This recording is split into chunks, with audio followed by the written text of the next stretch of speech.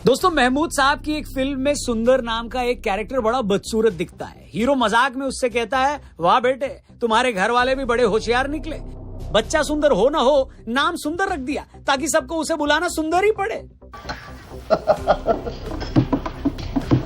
अगर आप हमारे पड़ोसियों पर नजर डालें तो आज से 75 साल पहले उसने भी अपने कब्जे वाले कश्मीर के साथ ऐसा ही किया। कश्मीर में जबरदस्ती अपनी फौज भेजकर उसके कुछ हिस्से पर कब्जा कर लिया, वहां के लोगों को गुलाम बनाया और उसका नाम रखा आजाद कश्मीर। वाह बेटे वाह, तुम तो हेवी ड्राइवर निकले। कुत्ते की मौत मारो सालों को, देशद्रोही। कुछ सालों तक वहां के बाशिंदों ने ये बदतमीजी बर्दाश्त भी कर ली, मगर अब वो सड़कों पर आ गए हैं, अपना हक मांग रहे हैं। कॉलेज अस्पताल छोड़िए, वो सरकार से रिक्वेस्ट कर रहे हैं कि हमें थोड़ा सस्ता आटा दे दो माई बाप। अपनी इन्हीं मांगों को लेकर कुछ दिनों से हजारों कश्मीरी सड़कों पर हैं। वो खुलेआम पाकिस्तान को गरिया रहे हैं, उसका झंडा तक जला रहे हैं और सबसे बड़ी बात, इनमें से बहुत सारे लोग अब भारत से मदद मांग रहे हैं। उनको लगता है कि सिर्फ नरेंद्र मोदी ही उन्हें बचा सकते हैं। अपील करते हैं हिंदुस्तानी गवर्नमेंट से कि खुदारा नरेंद्र मोदी आओ और इस जुल्म से यहाँ निजात दिलाओ लोगों को। पिछले 2-3 सालों में ऐसे 20 मामले सामने आ चुके हैं जब पाकिस्तान के कब्जे वाले कश्मीर के लोग मोदी से गुहार लगाते दिखे हैं कि हमें पाकिस्तानी सरकार के जुल्म से बचाओ। वो पाकिस्तानी फौज को धमकी दे रहे हैं कि हम लोग यहाँ से चलते हुए भारत के करगिल में जा मिलेंगे। हमें नहीं जाना तुम्हारे मुल्क में, खोलो करगिल का रास्ता।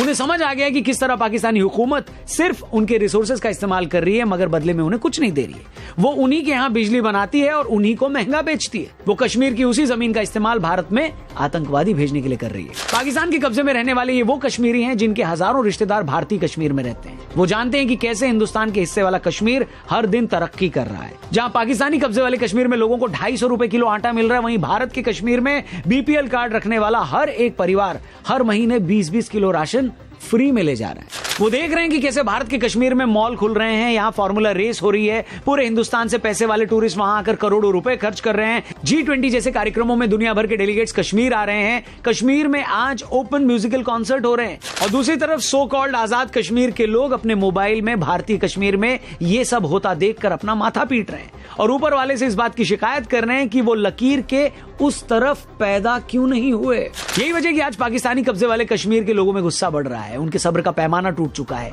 उन्होंने अंदर ही अंदर सब कुछ तय कर लिया है। वो मदद के लिए भारत और नरेंद्र मोदी की तरफ देख रहे हैं और ऐसे में जब भारत सरकार बार बार ये कहती है कि हम पीओके को भारत में मिलाकर रहेंगे, तो पाकिस्तानी हुक्मरानों की रूह कांप जाती है। शायद पाक अधिकृत कश्मीर के रहने वाले लोग भी ये कहेंगे, हम अब भारत वाले कश्मीर के साथ जाना चाहते हैं, यानी भारत के साथ जाना चाहते हैं। तो आज के फनतंत्र में हम इसी पर बात करेंगे कि क्या सच में पीओके में पाकिस्तानी हुकूमत को लेकर गुस्सा इतना बढ़ गया है कि लोग अब भारत से मिलना चाहते हैं। आखिर क्या वजह है कि भारत सरकार भी पिछले काफी वक्त से बार बार पीओके के मुद्दे को गर्म कर रही है। आखिर ऐसा क्या है कि जनरल वीके सिंह हो या राजनाथ सिंह, ये लोग बार बार इतने कॉन्फिडेंस से ऐसा क्यों कह रहे हैं कि पीओके खुद ब खुद भारत में आ जाएगा।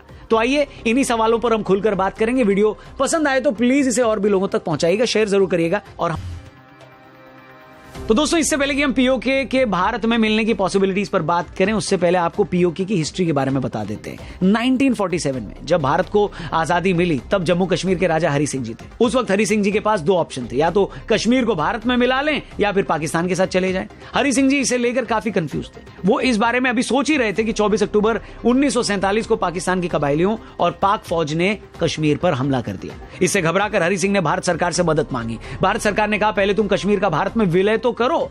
इसके बाद 26 अक्टूबर 1947 को राजा हरि सिंह ने विलय पत्र पर दस्तखत कर दिए और अगले ही दिन कश्मीर भारत का हिस्सा हो गया। मगर जिस हिस्से पर कबायलियों ने हमला किया था वो पाकिस्तान के कब्जे में चला गया। कश्मीर के इसी हिस्से को आज हम पाकिस्तान ऑक्यूपाइड कश्मीर कहते हैं। आगे चलकर पाकिस्तान ने इसका एक हिस्सा चीन को तोहफे में दे दिया। एक हिस्से को वो आज आजाद कश्मीर कहता है और दूसरा हिस्सा गिलगिट बाल्टिस्तान के तौर पर जाना जाता है।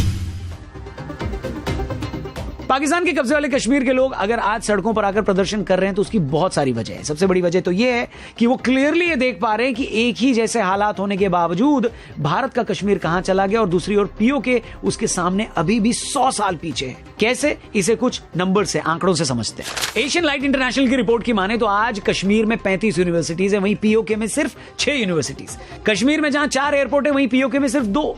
मगर पीओके में सबसे खराब हालात हॉस्पिटल्स को लेकर हैं। आपको जानकर हैरानी होगी कि जहां कश्मीर में 2812 हॉस्पिटल हैं, वहीं पीओके में सिर्फ 23 हॉस्पिटल। जी हां, सिर्फ 23, जिसके चलते हर साल हजारों लोग सिर्फ मामूली बीमारियों के चलते वहां मारे जाते हैं। पाक कब्जे वाले कश्मीर में जहां खराब सड़कों की वजह से सैकड़ों लोग हर साल रोड एक्सीडेंट में मर रहे हैं, वहीं कश्मीर में सिर्फ सड़कें बनाने पर साल 2023 में 1 लाख करोड़ से ज्यादा रुपए खर्च कर दिए गए। आज कश्मीर में हर दिन 15 किलोमीटर लंबी सड़कें बनाई जा रही हैं। साल 2023 में सड़कें बनाने में कश्मीर भारत में तीसरे नंबर पर रहा। रेलवे नेटवर्क की बात करें तो आज जम्मू से श्रीनगर तक सीधी ट्रेन चलने की तैयारी चल रही है। चिनाब नदी पर बना दुनिया का सबसे लंबा रेलवे ब्रिज बनकर तैयार है। कश्मीर के आसपास के बहुत सारे इलाकों को रेल नेटवर्क के जरिए श्रीनगर से जोड़ा जा रहा है। और वहीं आपको जानकर हैरानी होगी कि पाक कब्जे वाले कश्मीर में रेलवे नेटवर्क ना के बराबर है। इसके अलावा कश्मीर में हर साल होने वाले बिजनेस और यहां हो रहे इन्वेस्टमेंट की तुलना अगर हम पाकिस्तान के कब्जे वाले कश्मीर से करने लगे तो खुद शहबाज शरीफ की आंखों से आंसू आ जाएंगे और वो ये कहेंगे कि हे बाप, ऐसा मत करो बाप, हमें और जलील मत करो मेरे बाप। आप में से बहुत सारे लोग ये सोचेंगे कि भैया ये सब तो पीओके में सालों से हो रहा है, मगर क्या रीजन है कि आज वहां के लोग सड़कों पर आ गए हैं? तो उसकी क्या वजह है, आइए आपको समझाते हैं। आजाद कश्मीर में अब ये आवाजें बुलंद होना शुरू हो गई हैं कि इस्लामाबाद के बजाय हमें दिल्ली को आवाज देनी चाहिए। खुदा की कसम लोग इस पे सोच रहे हैं। उस वक्त से डरो कि जब लोग दिल्ली को कॉल करेंगे क्या कि हमारी हिफाजत करो, फिर क्या करोगे? जैसा हम सभी जानते हैं कि पाकिस्तान ने बड़े पैमाने पर आईएमएफ से कर्ज ले रखा है। आईएमएफ को शक है कि पाकिस्तान के जो आर्थिक हालात हैं उसमें वो कर्ज पर लगने वाला ब्याज भी नहीं दे पाएगा।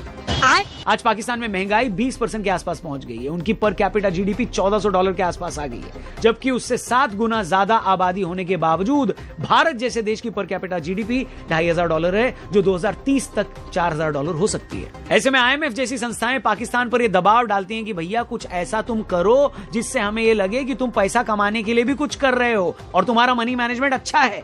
अब हुआ ये कि इसी सब प्रेशर में पाकिस्तान ने अपने यहां बिजली के दाम बढ़ा दिए और तो और जिन लोगों को पेंशन मिल रही थी उन तक से टैक्स वसूला जा रहा है। हम ये चाहते हैं कि जो यहाँ से इन पानी से बिजली पैदा हो रही है, इस पानी जो बिजली है ये हमें रियायती निर्खों पर दी जाए। और जो जिस पानी से पंजाब में, सिंध में गंदम पैदा हो रही है, वो आटा, वो गंदम हमें सब्सिडाइज दी जाए।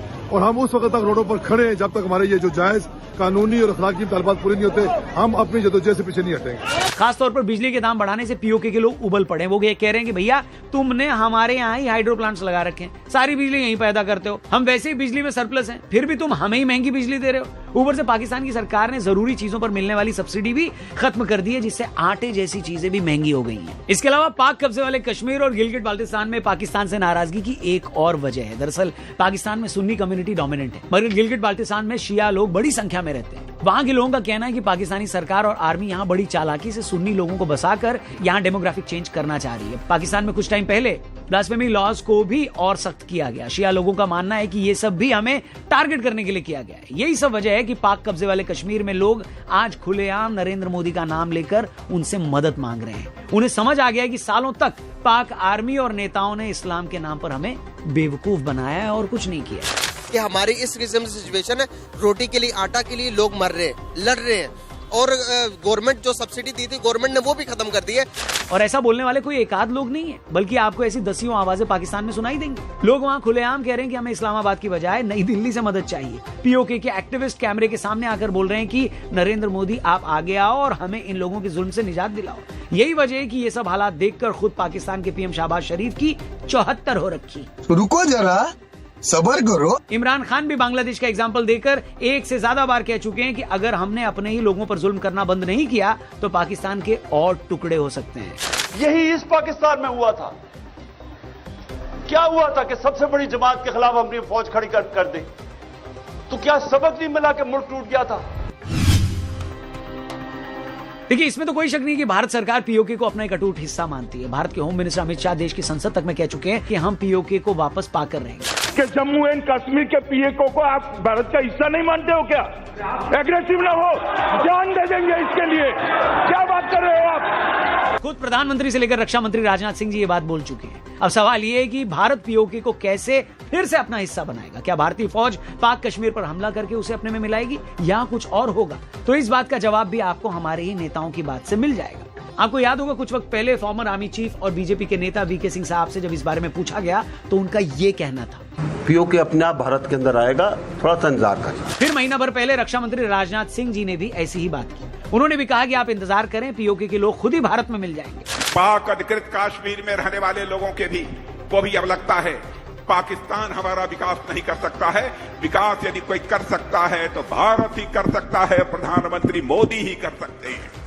और शायद पाक अधिकृत कश्मीर के रहने वाले लोग भी ये कहेंगे, हम अब भारत वाले कश्मीर के साथ जाना चाहते हैं, यानी भारत के साथ जाना चाहते हैं। इन दोनों बातों को अगर आप बेस बनाए तो दो चीजें क्लियर होती हैं। पहली तो ये कि इसमें कोई शक नहीं है कि पीओके को फिर से भारत में मिलाना भारत सरकार के एजेंडे में है। दूसरा कि वो ऐसा करने के लिए पीओके पर सीधा हमला नहीं करेगी। भारत सरकार को ये लगता है कि आज कश्मीर जिस तरह से तरक्की कर रहा है और जिस तरह पीओके आज भी इतना पिछड़ा हुआ है, पाकिस्तानी हुकूमत उसका शोषण कर रही है, उससे पीओके में भी वैसा ही रिवोल्ट होगा जैसा एक वक्त बांग्लादेश में हुआ था। क्योंकि अगर भारत ने पाकिस्तान से अलग कर बांग्लादेश बनाया था तो ऐसा नहीं था कि बांग्लादेश के लोग ये नहीं चाहते थे। बांग्लादेश के लोग चाहते थे, तभी भारत ने उनको पाकिस्तान के जुल्म से आजादी दिलवाने के लिए फौज भेजी। पूरी दुनिया इस तरह के एग्जाम्पल से भरी पड़ी है कि आप लोकल लोगों की मर्जी के बिना वहां किसी भी तरह मिलिट्री ताकत से उन पर राज नहीं कर सकते, उन्हें अपने साथ नहीं मिला सकते। भारत को लगता है कि पीओके आज उस मुहाने पर खड़ा है कि वहां के लोग खुद ही अपने आप को पाकिस्तान के चंगुल से छुड़ाने के लिए लड़ाई लड़ेंगे और फिर उस लड़ाई में अगर भारत की जरूरत पड़ी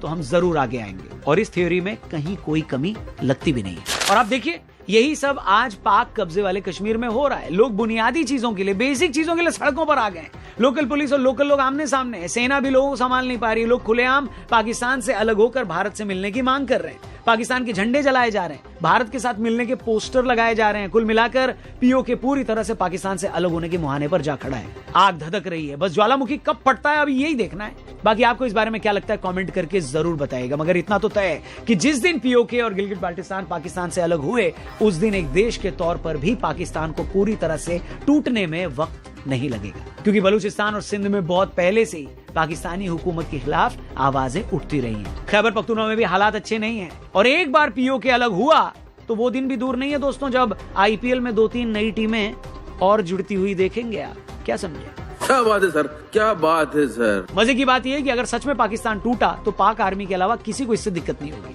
पाकिस्तानी खिलाड़ी ये सोचकर खुश होंगे कि चलो अब हम भी आईपीएल खेल पाएंगे। पाकिस्तानी कलाकारों को इस बात की तसल्ली होगी कि चलो अब हमको भी इंडिया में काम मिलेगा। पाकिस्तानी बिजनेसमैन को भी भारत में मिलने वाला बड़ा मार्केट मिल जाएगा। पाकिस्तानी यूथ को भी ज्यादा बड़े मौके मिलेंगे। और सबसे इंपॉर्टेंट बात कि बाकी की पूरी पाकिस्तानी आवाम को आटा 800 रुपए किलो नहीं खरीदना पड़ेगा। Oh my God! बस एक छोटी सी दिक्कत है, जिन नमूनों को आज हम पाकिस्तान भेजना चाहते हैं, अगर पूरा पाकिस्तान ही टूट गया तो फिर उनको कहां भेजा जाएगा? हेलो, क्या बात कर रहे हैं? आपको क्या लगता है इस पूरे मैटर पर कमेंट करके जरूर बताइएगा। और हर एक इंडियन तक, हर एक भारतीय तक ये वीडियो पहुंचना चाहिए, इसलिए इसे दबा के शेयर करिएगा जितना हो सके। जी, पाकिस्तान के अहम सहाफी, सीनियर सहाफी राणा मोहम्मद अली, इसके बारे में क्या कहेंगे? क्यों चकवाणी मनू सीनियर सहाफी। और बहरहाल जी बात करते हैं तो इंडिया की पॉलिसी यही रही है कि फौज के जरिए जो है वो पीओके को मतलब के पाकिस्तानी कश्मीर को जो है वो हासिल नहीं करना, और ताकि पाकिस्तानी कश्मीर के लोग खुद जो है वो मिलना चाहेंगे। और जिस तरह बांग्लादेश में बगावत हुई थी और बांग्लादेश की बाद में इंडिया ने मदद की और बांग्लादेश अलहदा हो गया, इसी तरह अब बगावत वो मतलब कि शुरू हो चुकी है कश्मीर में। तो कश्मीर में पहले बगावत जो अरूज पे पहुंचेगी तो इंडिया जो है वो हेल्प करके जो है वो उनकी मदद करेगा। लेकिन ये है ना, बांग्लादेश में व्यूअर्स, वीडियो हमने देखा, वीडियो था आरजे रौनक का और टॉपिक था हमारा कश्मीर, आज़ाद कश्मीर। जो दुनिया का सबसे वाहिद आज़ाद खिता है वो हमारा आज़ाद कश्मीर है। और जहाँ पे रोटी सस्ती है, कपड़ा सस्ता है, जिंदगी सस्ती है और जन्नत तो वैसे ही वो कुदरत की तरफ से बना बनाया इलाका है। और ये जो बुनियादी ज़रूरियात हैं, ये जो जिंदा रहने के लिए चीज़ें होती हैं, इनकी तो उनको ज़रूरत ही नहीं है। पहाड़ी लोग हैं, वो कौन सा इंसान है, उनकी कोई इतनी ज़रूरतें हैं नहीं, इसलिए ना तो उनको बिजली चाहिए, ना उनको पानी चाहिए, ना उनको रोटी चाहिए। उन्हें क्या चाहिए? क्योंकि वो नेचुरल रिसोर्सेज हैं उनके पास, फल वगैरह उनके यहाँ पकाते हैं, वही वो खाएं और गुजारा करें। और पाकिस्तान रौनक भाई की जो बातें हैं मुझे तो सही लगी हैं।